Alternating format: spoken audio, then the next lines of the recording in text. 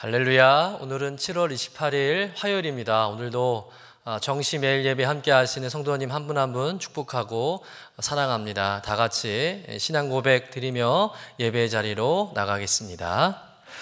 전능하사 천지를 만드신 하나님 아버지를 내가 믿사오며 그 외아들 우리 주 예수 그리스도를 믿사오니 이는 성령으로 잉태하사 동정녀 마리아에게 나시고 본디오 빌라도에게 고난을 받으사 십자가에 못 박혀 죽으시고 장사한 지 사흘 만에 죽은 자 가운데서 다시 살아나시며 하늘에 오르사 전능하신 하나님 우편에 앉아 계시다가 저리로서 산자와 죽은 자를 심판하러 오시리라.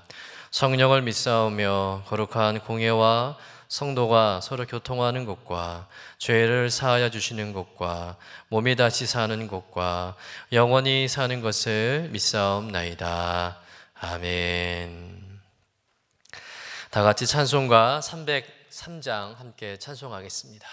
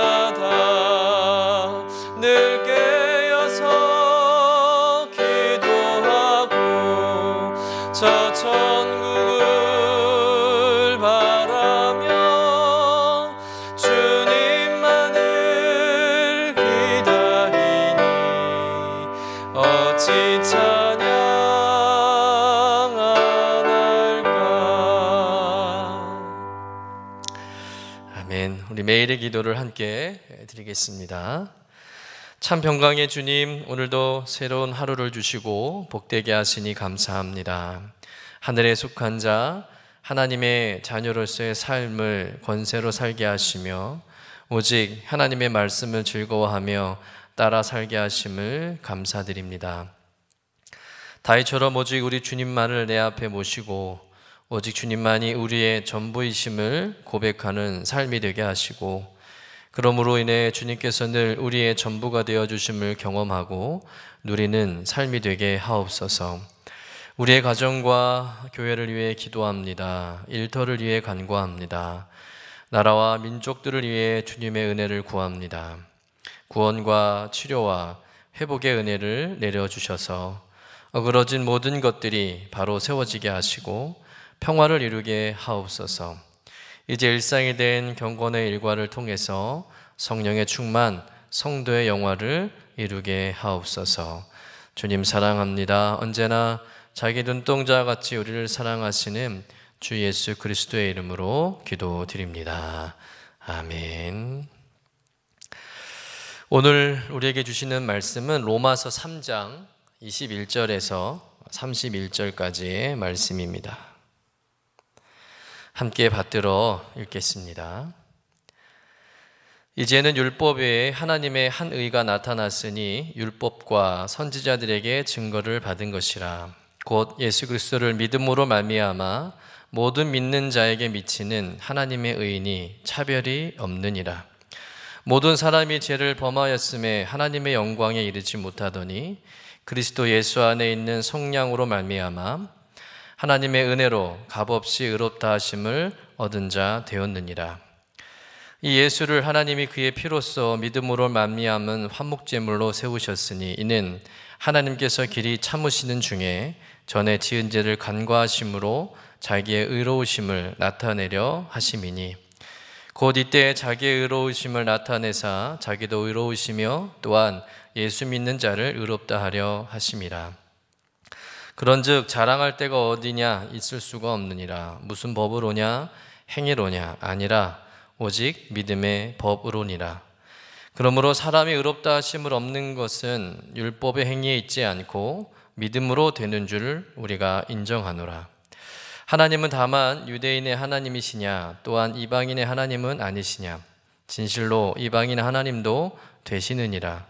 할례자도 믿음으로 말미암아 또한 무할례자도 믿음으로 말미암아 의롭다 하실 하나님은 한 분이시니라.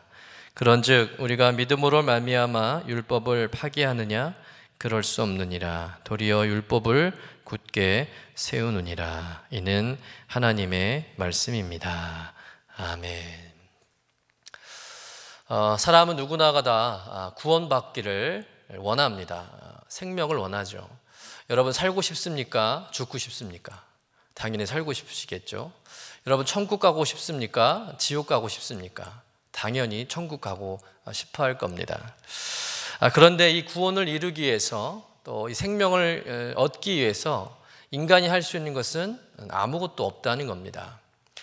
지금까지 로마서 1장부터 오늘 본문의 말씀까지 그 내용을 한마디로 정리하면 인간은 그 구원을 위해서 아무것도 할 수 없다는 겁니다. 사람은 안 된다는 것이죠. 왜냐하면 인간은 전적으로 부패했기 때문에 인간 스스로의 힘으로 구원을 이룰 수가 없다는 겁니다. 그런데 이 구원을 가능하게 할 것 같은 율법을 발견한 인간들이 이 율법을 통해서 구원을 이루고자 합니다. 그러나 그 율법도 인간을 구원할 수 없다는 것이죠.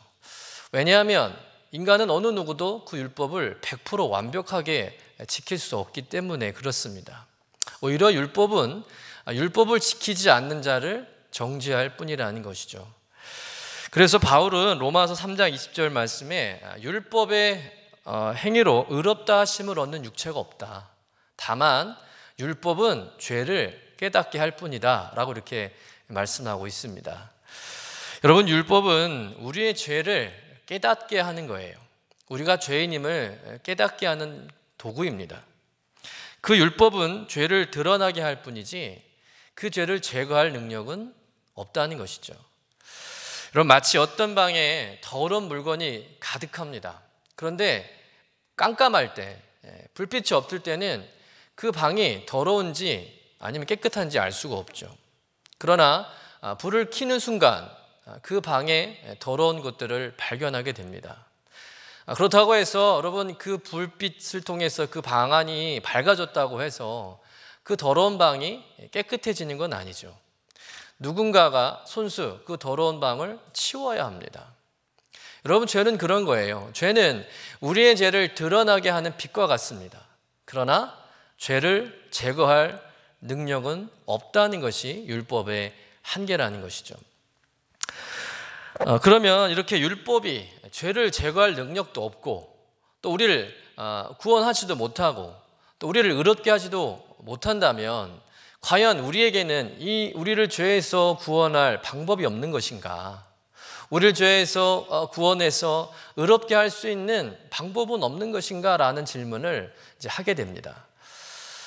바울은 바로 이 질문에 대한 답을 이제 오늘 말씀부터 시작을 하는 거예요. 그러면서 이제 복음의 정의와 의미에 대해서 설명하고 있습니다. 우리 본문의 21절, 22절의 말씀을 같이 읽어보겠습니다. 시작. 이제는 율법 외에 하나님의 한 의가 나타났으니 율법과 선지자들에게 증거를 받은 것이라. 곧 예수 그리스도를 믿음으로 말미암아 모든 믿는 자에게 미치는 하나님의 의니 차별이 없느니라. 아멘. 자, 오늘 말씀에 이제는 율법 외에 하나님의 한 의가 나타났다. 그러니까 율법 말고도 우리를 의롭게 하는 다른 의, 그것을 이제 하나님의 의라고 바울은 표현하고 있죠. 그러니까 율법을 인간의 의라고 하면 하나님께서 말씀하시는 하나님의 의는 하나님의 입장에서 의라는 것이죠. 그런데 이제라는 단어를 이제 쓰고 있는데 이 이제는이라는 단어는 접속사죠. 근데 언제 씁니까? 앞 내용과 어떤 단절을 이야기할 때 또는 앞 내용과 다른 어떤 대반전이 내용을 다룰 때 쓰는 단어인데 이 내용은 그렇습니다. 전에는 율법의 정죄를 말미암아 모든 인간은 하나님의 심판 아래에 거하는 존재, 늘 절망 가운데 살아갈 수밖에 없는 존재라는 것이죠. 그러니까 인간은 어떤 방법으로도 아니 율법으로도 구원을 얻을 수 없었다는 겁니다. 그런데 이제는 율법이 아닌 하나님의 의의 방법으로 이 인간의 죄를 해결하고 인간을 죄에서 구원하고 의롭게 할 수 있는 새로운 방법이 나타났다는 것이죠. 그러면 이 하나님의 한 의가 무엇을 말하는 것일까? 오늘 22절 말씀에 이미 답이 나와 있죠. 결론부터 말씀을 드리자면 예수 그리스도를 믿음으로 말미암아 모든 믿는 자에게 미치는 하나님의 의, 이것이 하나님의 한 의라는 겁니다. 즉 이 땅에 오셔서 십자가에 죽으시고 부활하시고 승리하신 예수님이 하나님의 의 되신 그분이다라는 겁니다. 그런데 이것은 이미 율법과 선지자들의 예언을 통해서 이미 증거된 내용이라는 것이죠. 무슨 이야기냐면 예수님이 하나님의 의가 되신다는 이 말씀은 갑작스럽게 나타난 것이 아니라 구약의 모세의 율법과 또 구약의 여러 선지자들의 예언과 말씀을 통해서 약속되었고 그리고 그 약속이 성취되었다는 것입니다. 예를 들어서 창세기에 아담과 하와가 선악과를 따먹지 말라는 하나님의 금령을 어기고 선악과를 따먹고 범죄하게 되잖아요. 근데 그 범죄한 이후에 인간들을 미혹해서 죄에 빠지게 했던 어떤 사단의 하수인으로 인간을 유혹했던 뱀에게 하나님께서 말씀하실 때에 이 범죄한 인간을 구원할 그 구원자의 도래에 대해서 다음과 같이 이렇게 예고하고 있었다는 것이죠. 창세기 3장 15절의 말씀을 같이 한번 읽어보겠습니다. 창세기 3장 15절 시작. 내가 너로 여자와 원수가 되게 하리니 내 후손도 여자의 후손과 원수가 되게 하리니 여자의 후손은 내 머리를 상하게 할 것이요 너는 그의 발꿈치를 상하게 할 것이니라. 아멘. 자, 여기서 뱀은 이제 사단을 상징하죠. 그럼 뱀의 후손은 누굴 상징할까요? 바로 마귀에게 속박돼서 타락하고 죄 가운데 살아갈 그런 인간을 상징하는 겁니다. 반대로 여자의 후손은 여러 사람을 뜻하는 복수의 의미가 아니라 단수예요. 한 사람. 장차 여자의 몸에서 태어날 그 한 사람이 누구다? 그 한 사람이 구원자고 메시아라는 거죠. 근데 그가 뱀의 머리를 상하게 할 것이다. 즉 사단의 권세를 깨뜨릴 것이다. 그리고 사단에 속박되어 죄 가운데 살아가는 이 타락한 인간들을 구출해낼 것이다 라는 말씀이 이 말씀에 담겨져 있는 겁니다. 여기서 말하는 이 뱀의 머리를 밟아 상하게 하실 분, 그러나 또 그 뱀에 의해서 그의 발꿈치가 상하게 될 분, 그분이 누구겠어요? 바로 예수 그리스도라는 거죠. 여러분, 이 말씀대로 예수님은 여자의 후손 마리아의 아들로 태어나셔서 인류를 구원하실 그 메시아의 사명을 이제 감당하게 되십니다. 또 그런 과정 가운데 사단의 권세 아래 있었던 당시 유대 종교 지도자들과 로마 통치자들에 의해서 예수님은 십자가의 손과 발에 못이 박히시고 죽임을 당하게 되시죠. 그러나 예고된 대로 그 주님의 발꿈치가 상하게 되는 공격을 받았지만 예수님은 죽은 지 3일 만에 다시 부활하십니다. 그리고 사단의 권세를 깨뜨리시고 영광 중에 다시 승리하게 되시죠. 여러분, 인류를 죄에 빠지게 했던 근본적인 악의 근원이었던 이 사단을 예수님이 밟아 상하게 하시고 모든 죄의 권세를 무력화시킨 겁니다. 즉 죄로 인해서 타락한 인간들이었지만 또 사단에게 속박된 존재였지만 이제는 사단과 죄를 이기신 예수님으로부터 구출을 당하고 새 생명을 얻게 되고 예수님과 함께 부활의 영광에 참여하게 되었다는 것이죠. 여러분, 율법으로는 도저히 이 죄를 해결할 수 없었는데 예수 그리스도께서 이 인간의 모든 죄를 한 방에 해결하셨다는 거예요. 근데 이 이야기가 구약의 이 창세기 모세가 기록한 말씀이잖아요. 근데 이 말씀이 신약에 와서 그대로 이루어졌다는 겁니다. 여러분, 그 외에도 이사야서 7장 14절의 말씀 한번 같이 읽어보겠습니다. 이사야서 7장 14절 시작. 그러므로 주께서 친히 징조를 너희에게 주실 것이라. 보라, 처녀가 잉태하여 아들을 낳을 것이요 그의 이름을 임마누엘이라 하리라. 여러분, 여기서 처녀가 잉태하여 난 아들, 또 임마누엘이라는 이름을 가진 그분이 누구겠습니까? 예수 그리스도죠. 또 우리가 잘 아는 이사야서 53장 우리 5절에서 6절 말씀 같이 한번 읽어보겠습니다. 시작. 그가 찔림은 우리의 허물 때문이요 그가 상함은 우리의 죄악 때문이라.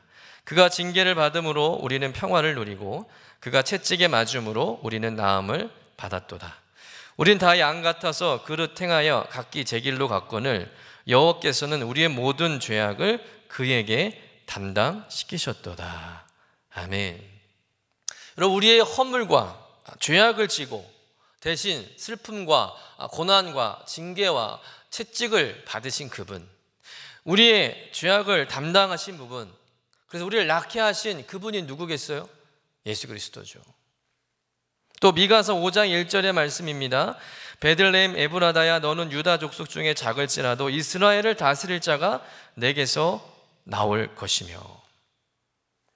여러분, 그러니까 하나님께서는 인간이 범죄한 이후부터 인간을 죄에서 구원하시기 위해 율법 말고도 더 완전한 하나님의 의를 오랫동안 준비해 오셨다는 겁니다. 여러분, 죄인이었던 우리를 구원하시기 위해서 여러분, 하나님은 오랫동안 치밀하게 준비하셨다는 거예요.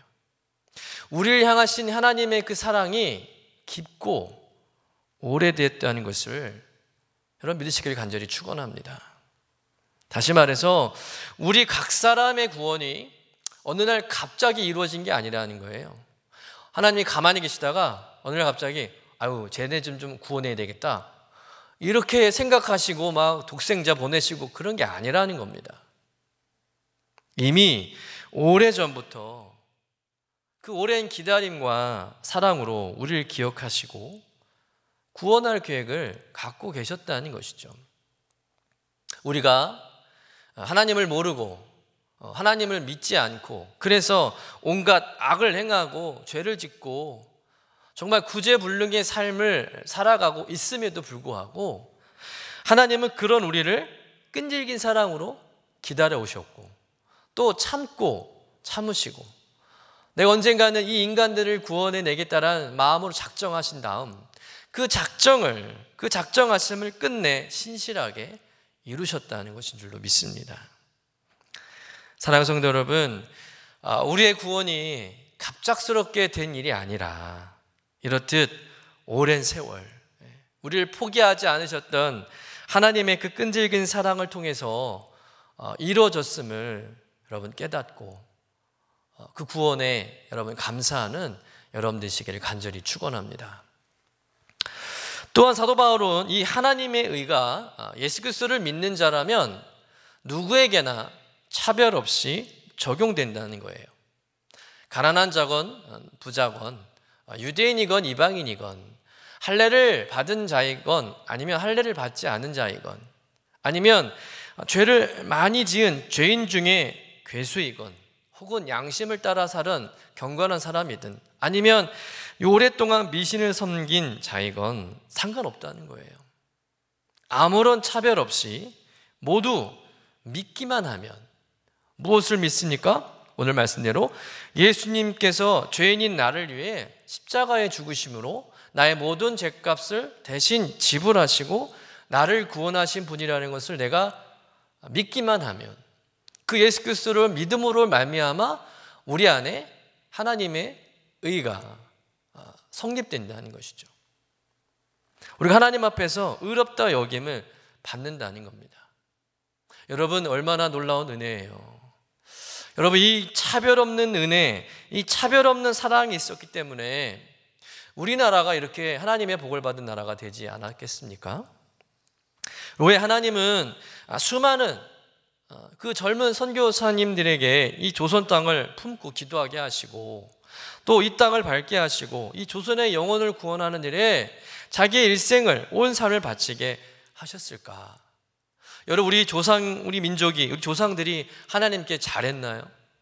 여러분 누가 하나님을 전해주지도 않았는데 예수 그리스도를 알려주지도 않았는데 우리 민족이 스스로 막 하나님을 찾고 예수님을 찾고 막 예수님을 알게 되고 그래서 예수님을 믿고 하나님 뜻대로 그렇게 살았습니까? 전혀 그렇지 않았습니다. 게다가 우리 민족은 세계 어느 민족도 알아주지 않는 보잘것없는 민족이었어요. 당시 중국은 알아도 일본은 알아도 그 사이에 있는 조선은 존재 가치도 없었습니다. 더욱이 우리 민족은 조상대대로 불교와 유교 또 샤머니즘과 귀신들을 믿는 신앙에 빠져 있었잖아요. 이 조선은 우상이 가득한 나라였습니다. 도저히 하나님을 알 수도 없고 알 방법도 없고 알면 핍박받는 나라였다는 것이죠. 그런데 그런 조선이 하나님의 차별 없는 의, 차별 없는 사랑을 받게 된 것입니다. 조선 땅도 하나님의 땅이 될 수 있음을 수많은 젊은 선교사님들을 마음에 품게 하시고 그 머나먼 태평양을 건너 이 낯선 조선 땅에 와서 말도 통하지 않고 또 예수 믿으라고 하니까 아니 우리 믿는 조상들이 믿는 신도 있는데 왜 서양 귀신을 믿느냐고 복음을 받아들이지 않고 또 그 선교사님들이 복음을 전하다가 풍토병에 걸려서 약 한 번 제대로 먹지 못하고 치료 한 번 제대로 받지 못하고 죽어가고 아무런 보상을 받지 못하고 오히려 오해와 배척을 받으면서도 그분들은 조선을 떠나지 않았고 복음 전하는 일을 중단하지 않았다는 것이죠. 여러분 그분들의 헌신, 희생과 기도가 이 나라의 근대화를 이루었고 의식을 깨우고 어둠에 갇혀있던 이 땅에 빛을 비춰지게 한 겁니다. 여러분 차별 없는 하나님의 의, 하나님의 사랑이 아니면 도저히 설명할 수 없는 일이라는 것이죠. 여러분 우리의 삶도 마찬가지 아니겠습니까? 여러분 예수 믿기 전에 우리의 삶은 어떠했습니까? 구원받을 만한 그런 자격이 있는 여러분의 삶이었습니까? 여러분 우리가 구원받고 하나님의 자녀가 되는 것에는 사실 우리가 한 건 한 가지밖에 없어요. 예수 그리스도를 믿은 것밖에 없습니다.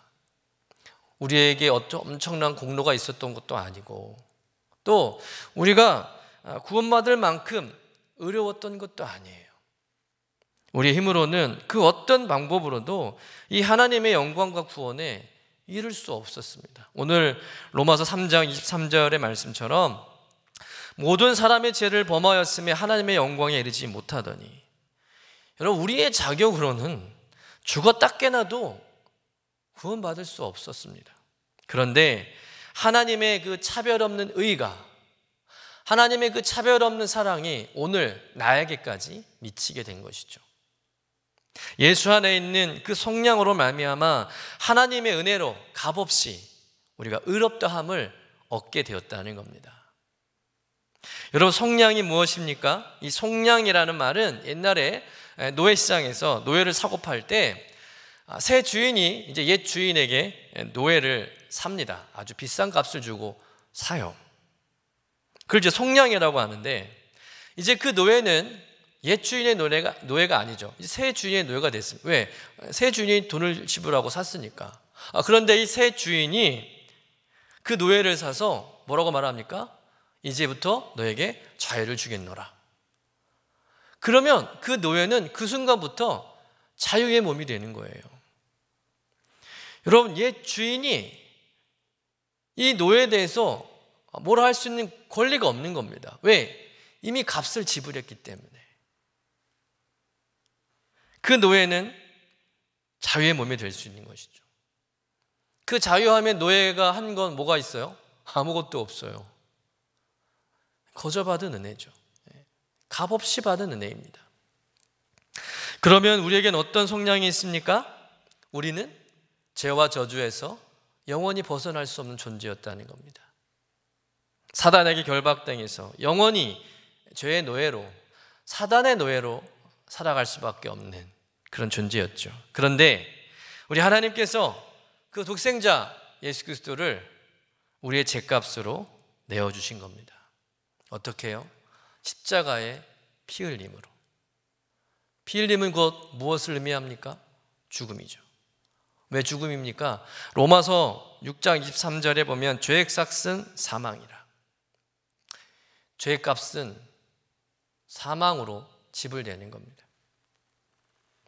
독생자 예수 그리스도의 생명을 내어줘야 우리의 죄값이 지불된다는 거예요.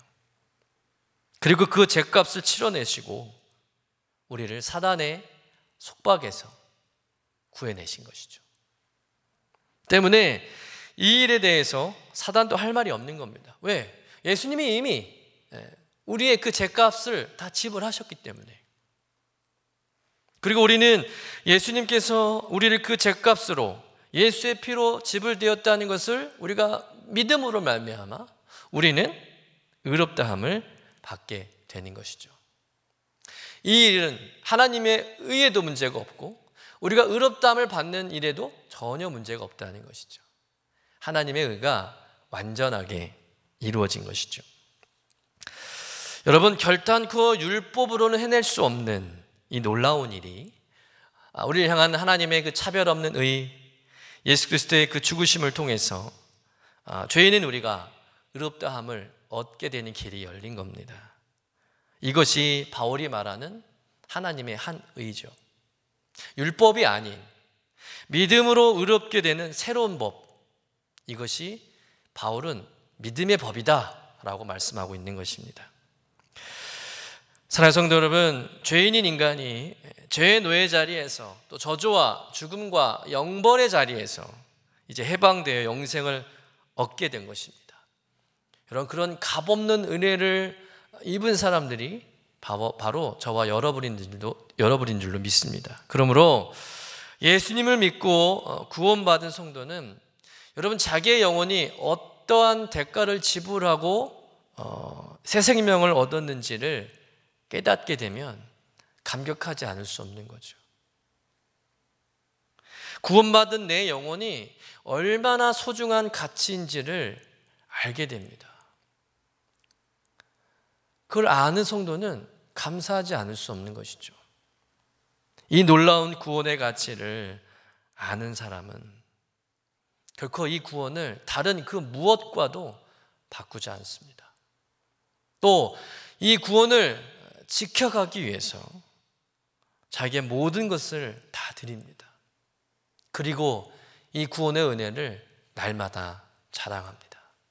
사랑하는 성도 여러분, 오늘도 이 복음의 진리 위에 굳게 서서 세상의 어떤 헛된 가르침에 미혹되지 마시고 복음의 진리를 붙잡고 또 그 믿음에 합당한 삶을 살아감으로 주님 뵐 때까지 신앙생활 잘 하시는 저와 여러분 되시기를 주님의 이름으로 간절히 축원합니다. 기도하겠습니다. 하나님을 떠나 악을 행하고 온갖 죄를 짓고 구제불능의 삶을 사는 우리를 구원하시기 위해 오래전부터 우리를 향한 끝없고 끈질긴 사랑으로 우리를 기다려 오시며 우리의 불의함을 참고 또 참으시고 마침내 우리를 죄에서 건지신 주님을 찬양합니다. 하나님, 우리가 이렇게 하나님의 자녀가 된 것이 어느 날 갑자기 이루어진 것이 아니었다는 것에 우리를 향하신 하나님의 사랑이 얼마나 깊고 크고 위대한 것인가를 깨닫습니다. 또한 차별 없는 하나님의 의와 사랑으로 인해 우리가, 이 나라가 이렇게 하나님의 복을 받게 된 것 또한 깨닫습니다. 오늘 하루도 나의 존재가 주님의 생명으로 또 주님의 핏값으로 얻어진 귀한 존재임을 기억하고 더욱 삶을 소중히 여기고 또 가치 있게 살아가게 하시고 어떤 어려움과 유혹 앞에서도 흔들리지 않고 복음의 진리를 붙잡고 하나님의 자녀답게 살아갈 수 있도록 우리를 인도하여 주옵소서. 감사드리며 거룩하신 예수님의 이름으로 기도드립니다. 아멘. 이제는 우리의 구세주가 되시며 대속자가 되시는 예수 그리스도의 구속의 은혜와 아버지 하나님의 사랑과 성령님의 교통하시는 은총이 오늘도 우리 주님 더욱 뜨겁게 사랑하고 주의 말씀 따라서 능력 안에 살기 원하는 주의 모든 권속들 위에 영원토록 함께 하시기를 간절히 축원하옵나이다. 아멘.